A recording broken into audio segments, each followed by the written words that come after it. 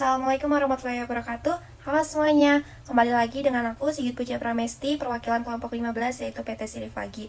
Yang mana di sini aku akan memberikan informasi beberapa topik yang akan kami bahas pada video kali ini, yaitu terdapat pengertian dari disagregasi, kemudian perbedaan demand agregat forecast dengan total rencana produksi, kemudian ada pengertian MPS, LCCP, BOC, kemudian terdapat input-output proses dari MPS dan LCCP, kemudian ada elemen-elemen yang digunakan pada MPS, kemudian terdapat hubungan MPS dengan LCCP.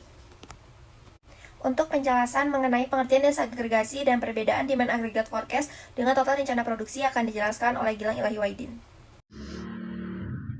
Proses disagregasi, di mana proses disagregasi ini adalah proses merubah hasil rencana agregat menjadi jumlah yang harus diproduksi untuk setiap produk atau item.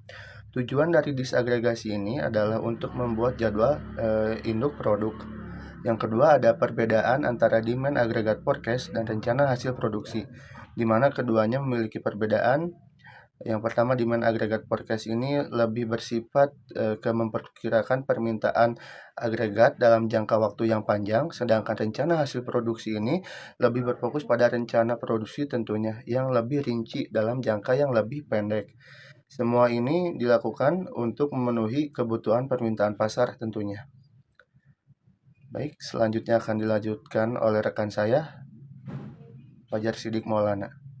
Baik, di sini saya akan menjelaskan mengenai input, proses, dan output dari Master Production Schedule atau MPS dan Rough Capacity Planning atau RCCP. Di mana untuk MPS ini memiliki input yaitu seperti permintaan pelanggan, kapasitas produksi yang tersedia, serta persediaan awal. Kemudian untuk prosesnya itu mengelola jadwal produksi untuk produk tertentu dalam periode waktu tertentu. Kemudian menentukan jumlah dan jadwal produksi untuk memenuhi permintaan pelanggan. Kemudian untuk outputnya sendiri yaitu seperti jadwal produksi yang mencakup tanggal dan jumlah produksi untuk produk tertentu. Kemudian ada Rough Capacity Planning atau RCCP yang memiliki input yaitu seperti MPS serta kapasitas produksi yang tersedia dan informasi kapasitas mesin, tenaga kerja, dan sumber daya lainnya. Kemudian untuk bagian proses yaitu memeriksa ketersediaan kapasitas produksi secara kasar serta mengidentifikasi potensial masalah kapasitas yang mungkin terjadi. Kemudian untuk bagian outputnya sendiri yaitu terdapat laporan yang berisi analisis potensial masalah kapasitas dan rekomendasi perubahan yang diperlukan untuk memastikan produksi berjalan dengan lancar.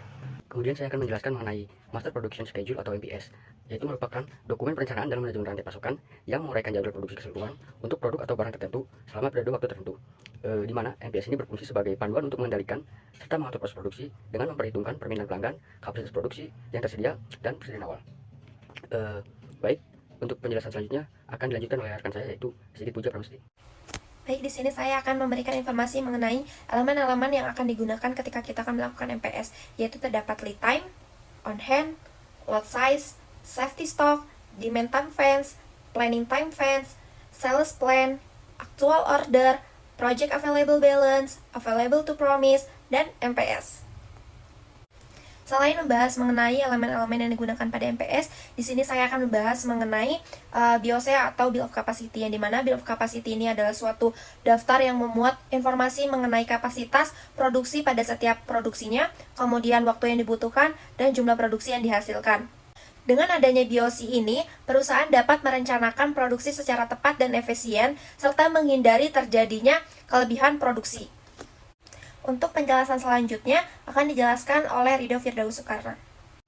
Baik, terima kasih kepada Sigit Puja teman saya. Di sini saya akan menjelaskan mengenai pengertian RCCP. Pengertian RCCP sendiri yaitu urutan kedua dari hierarki perencanaan prioritas kapasitas yang berperan dalam mengembangkan MPS. Nah, RCCP itu melakukan validasi terhadap MPS yang juga menempati urutan kedua hierarki perencanaan prioritas produksi. Lalu gunanya untuk menempatkan sumber-sumber spesifikasi tertentu, khususnya yang diperkirakan akan menjadi hambatan potensial, yang dimana cukup untuk melaksanakan MPS. Dengan demikian, kita dapat membantu manajemen untuk melaksanakan RCCP dan memberikan informasi mengenai tingkat produksi di masa mendatang yang akan memenuhi permintaan total itu. Baik, itu saja yang dapat kami sampaikan. Kurang lebihnya mohon maaf. Wassalamualaikum warahmatullahi wabarakatuh. See you next video.